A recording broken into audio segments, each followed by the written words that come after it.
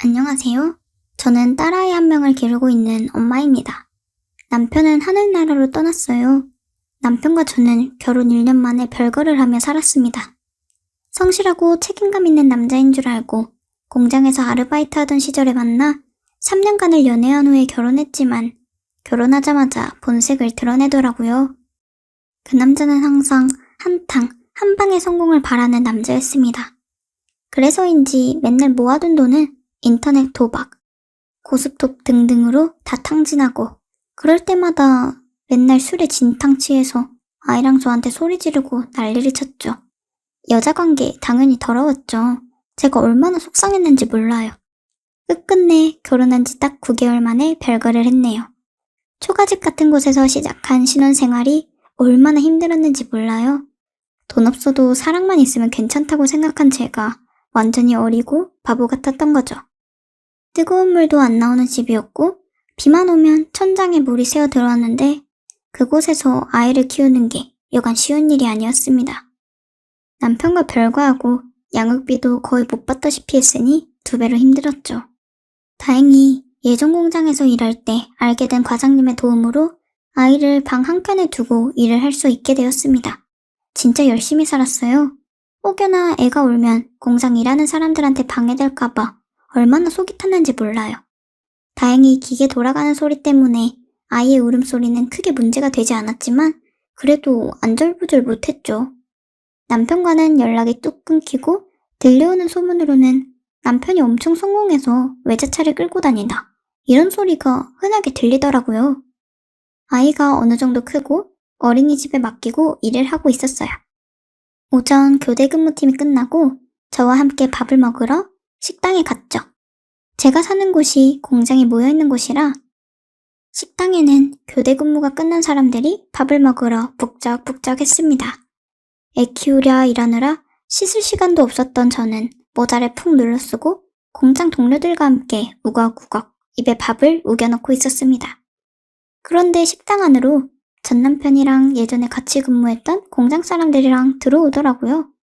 회색깔 공장 외투, 노란색 글씨로 떡하니 적혀있는 그 공장의 이름을 보니까 순간 움찔하더라고요. 그 사람들과 마주치고 싶지 않았습니다. 지금 제가 남편과 별거하고 연락이 끊긴 채 아이를 혼자 키우고 있다는 사실을 들키고 싶지도 않았고 그 공장 사람들이 저희 부부 이야기를 안주거리 삼아서 말도 안 되는 이야기까지 하고 다니는 게 저는 너무 싫었거든요. 그래서 모자를 더 푹 눌러쓰고 빨리 밥을 먹으려고 흡입하고 있는 순간 그 공장 직원들의 대화 소리가 들리는 겁니다. 그거 들었어? 그 몇 년 전에 공장에서 남녀 둘이 눈 맞아가지고 사귀다가 애 가지고 나서 요 근처에 신혼집 차리고 사는 그 여자의 남자 있잖아. 아, 알지. 이제 막 걔네들이 몇 살이었더라? 애가 딸이라고 했나? 그 남편이 완전 양아치잖아. 딱 봐도 껄렁하니 맨날 쉬는 시간에 게임하고 도박하더니 누가 저런 거렁뱅이 데려갈까 했는데 아이고 공장에서 제일 순하게 생긴 처녀가 홀라당 낚여서 애를 가졌지. 그래. 아니 그런데 그 남자 그 머스마가 무슨 도박 사이트 운영? 무슨 모바일 어쩌고 하는 하여튼 뭐 불법적인 걸 운영했나벼. 그래서 떼돈을 벌었대. 아 거기서 들어오는 돈이 무슨 코인인가? 비트코인. 하여튼 그걸로 들어갔는데 이야 그게 꽁충 뛰어서 완전히 알부자 벼락부자가 되었다네. 어머머 세상에 마상에 그게 진짜요?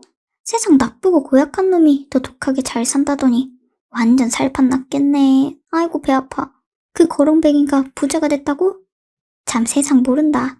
우린 이 나이 먹도록 암만 이래도 공장을 벗어나질 못하는데 기관지 다 망가지고.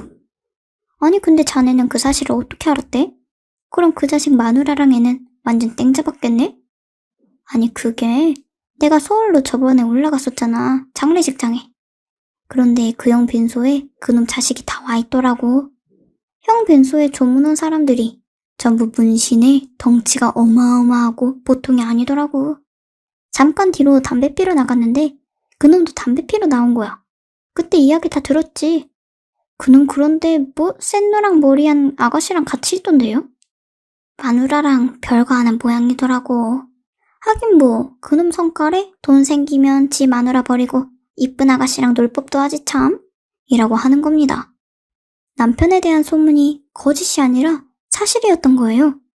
나는 지금 공장에서 쎄 빠지게 일하고 집에 오면 집안일하고 애 밥하고 숙제시키고 미치겠는데 남편이란 놈은 돈을 쓸어 다니면서 최소한의 양육비라도 안 주는 게 어처구니가 없었습니다.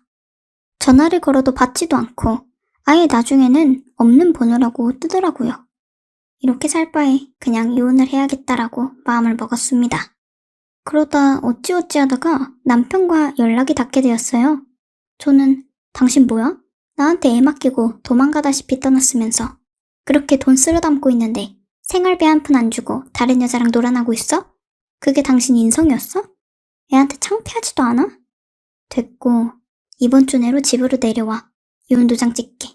지겨우니까 지긋지긋해 진짜 라고 하자 남편은 막 뭐라 핑계를 대더니 알겠다. 이번 주는 힘드니까 최대한 시간 내서 집에 한번 들릴게 라고 순순히 말하더라고요.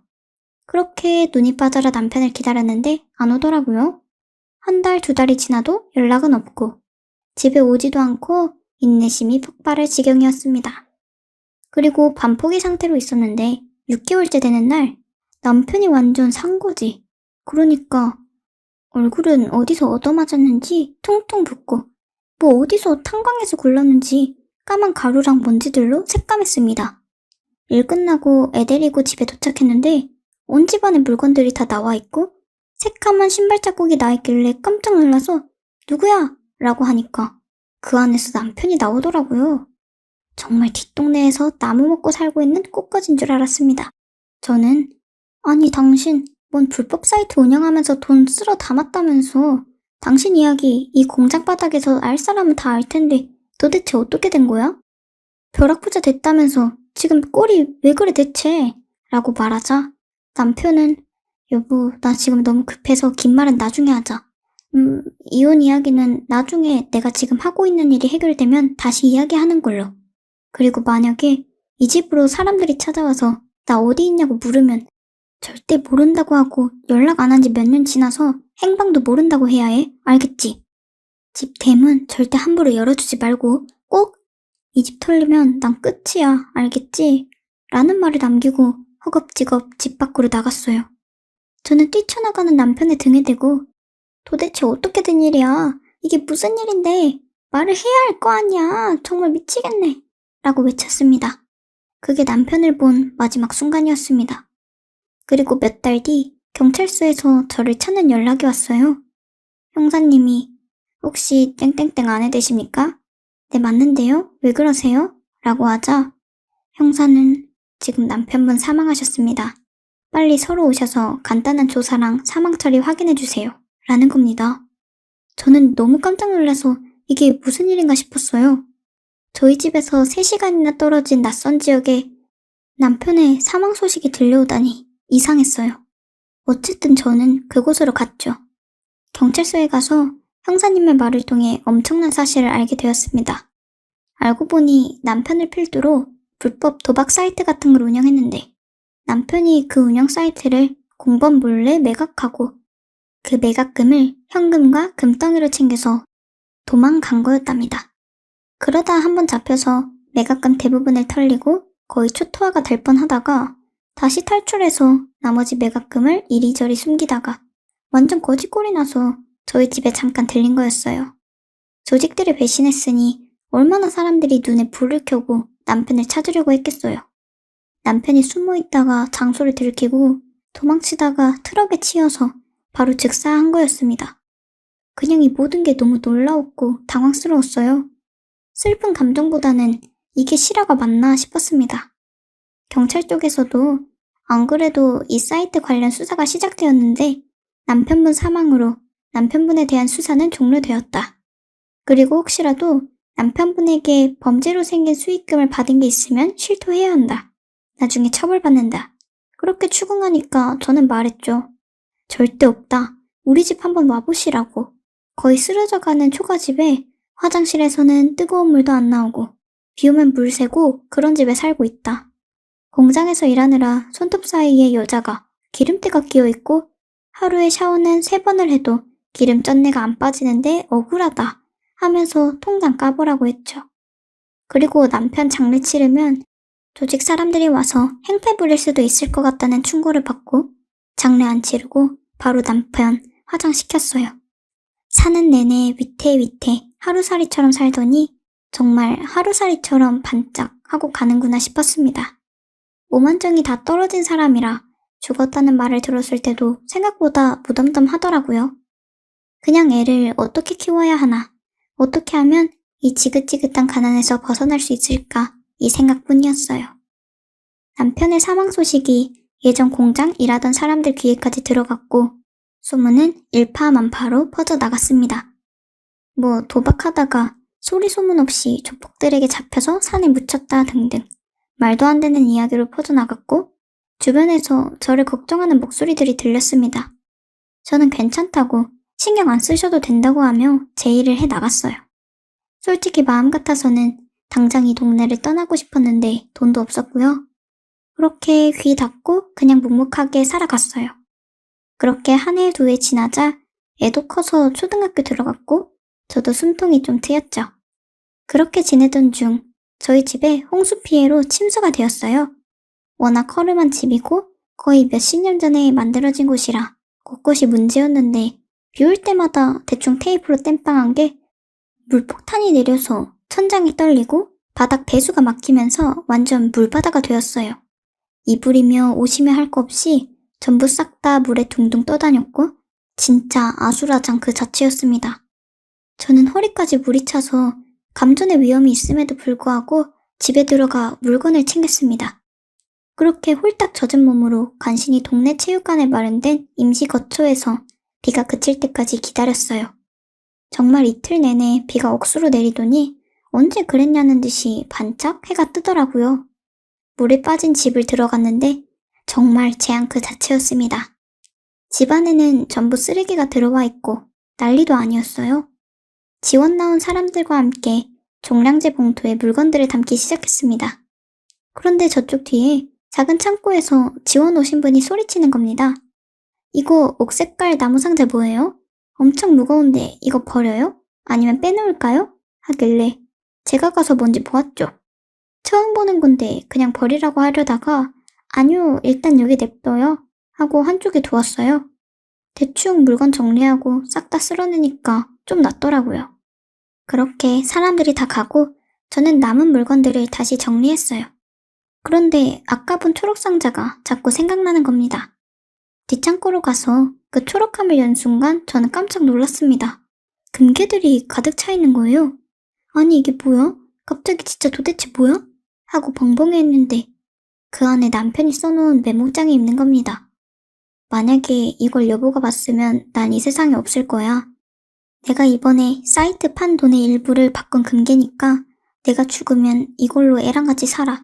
솔직히 누군가 이걸 안 발견하고 내가 끝까지 살아서 이 금괴를 다시 찾았으면 좋겠지만 모르겠다. 그동안 못해줘서 미안하고 내 아이 책임져줘서 고마워. 미안하고 사랑하고 라는 말이 써 있는 겁니다. 알고 보니 남편이 거짓골이 되어 집에 들어온 그날 남편이 뒷창고에 범죄 수익금 일부를 감춰놓고 도망간 거였어요. 그것도 모르고 그때 금 시세보다 지금 시세가 거의 배로 올랐으니 이 돈으로 아이 대학까지 보낼 수 있겠다 싶었죠. 그러면서 이 사람한테 미안하면서도 이게 뭐냐고 묻고 싶더라고요. 세상에 살아있지를 않으니 묻지도 못하고 그렇게 저는 남편이 남겨놓은 걸로 초가집에서 나와 그 동네를 벗어날 수 있게 되었습니다. 공장이 즐비한 곳이라 아이 교육과 건강에도 안 좋았고 더군다나 저도 공장 사람들의 안주거리로 오르락내리락 했기에 눈치가 많이 보였어요. 죽은 남편이 남겨놓은 것을 침수로 인해 기적처럼 발견해서 수도권 외곽으로 올라가 지금은 살고 있습니다. 부모님도 아무도 모르게 그렇게 남편이 남겨둔 금괴를 판 돈으로 조금씩 생활비에 보태서 쓰고 있네요. 며칠 전 다락방에서 금괴가 발견되었다는 뉴스를 보고 나 같은 일이 나에게만 일어나는 게 아니구나 하는 마음에 이렇게 글을 쓰게 되었습니다. 사람 사는 게 뭔지 아무리 돈 많아도 죽으면 쓰지도 못하고 참 착잡하네요. 공술의 공수고 인생 욕심내지 않고 큰돈 생겼다고 떵떵거리지도 않고 그냥 딸아이랑 죽을 때까지 평범하게 살다가 가렵니다. 평범하게 사는 것도 그 무엇보다 힘들겠지만요. 저는 오늘도 힘내서 살아야겠지요. 그럼 제 사연을 읽어주셔서 감사합니다.